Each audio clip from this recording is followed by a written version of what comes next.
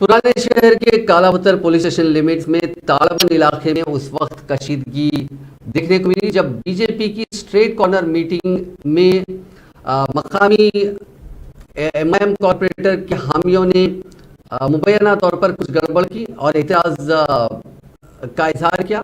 इस मौके पर बीजेपी कारकुनों ने पुलिस के ओहदेदारों के साथ काफी बहस की। कुछ बीजेपी कारकुनों को गिरफ्तार करके कालापत्थर पुलिस स्टेशन मुंतकिल किया गया। वहां भी बीजेपी कारकुनों ने जमा होकर धरना दिया और खूब नारेबाजी की।